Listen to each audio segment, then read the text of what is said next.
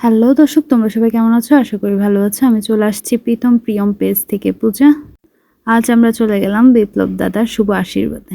এই তো আমরা চলে এসেছি কমিটি সেন্টারে, ভিক্টোরিয়া পার্কে। সবাই গাড়ি থেকে নেমে এবার প্রিপারেশন নিচ্ছি, আমরা ক্লাবের ভিতরে যাব। তার মধ্যে মাসির সাথে একটু ভিডিও ক্লিপ নিয়ে নিলাম।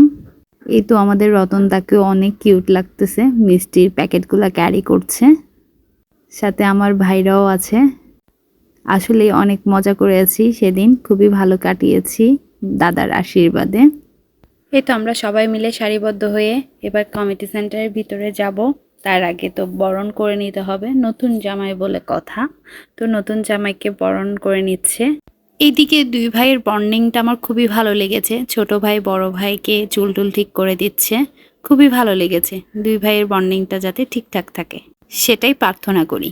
এই তো এবার আমরাও সবাই স্টেজে উঠে গেছি, দাদার সাথে কিছুটা ছবি তুলবো, ভিডিও ক্লিপ নিব সেই উদ্দেশ্যে। দাদার আশীর্বাদ বলে কথা, তাই আমরা অনেক ছবি তুলেছি, অনেক মজা করেছি। এরপরে দাদার পুরো পরিবার উঠেছে ছবি তোলার জন্য, সবাইও অনেক অনেক ছবি তুলেছে, অনেক ভিডিও ক্লিপ নেওয়া হয়েছে। এর মাঝে আমাদের মাঝে অ্যান্টি নিল নতুন বউ। সে পার্লার থেকে আসতে একটু দেরি করেছে, তাতে কি, তারপরও তো সবার সাথে বসে সুন্দর করে ছবি তুলছে আর ভিডিও ক্লিপ নিচ্ছে। অনেক সুন্দর লাগছে পুরো পরিবারটাকে। সবাই অবশ্যই কমেন্ট করে জানাবে আমাদের নতুন জুটিকে কেমন লাগছে। আমার তো নতুন বৌদিকে খুবই ভালো লেগেছে, সে অনেক মিষ্টি করে হাসে। এরপরে বরের বন্ধুরা উঠে পড়লো ছবি তোলার জন্য। আমিও কিন্তু বাদ যাই না, আমি কিন্তু আবার বৌদির সাথে দাঁড়িয়ে অনেকটা ফটোশ্যুট করে নিলাম। তারই মাঝে অনেক খিদা লেগে গিয়েছে, না খেলে কি হয়, বিয়ে বাড়িই তো মানে হচ্ছে খাওয়া দাওয়া। খাওয়া দাওয়া শেষ করতে না করতে শুরু হয়ে গেল আশীর্বাদের অনুষ্ঠান। এই তো আশীর্বাদের অনুষ্ঠানের জন্য সবকিছু রেডি করে নিয়েছে। মেসো বৌদিকে আশীর্বাদ করবে।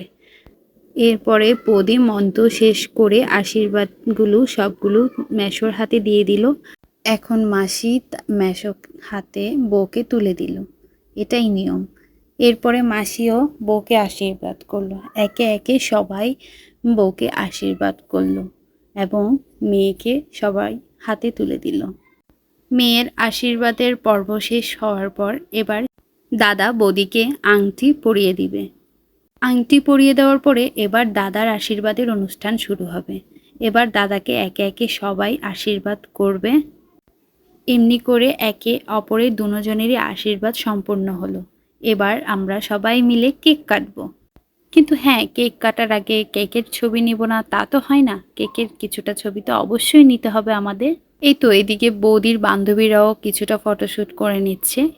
পরিশেষে আমরাও উঠলাম স্টেজে, উভয় পক্ষের সবাই মিলে কেকটাকে কাটবো এবং সবাই মিলে মজা করে কেকটা খাবো। এই তো প্রথমে দাদা বৌদিকে খাওয়াই দিচ্ছে কেকটা।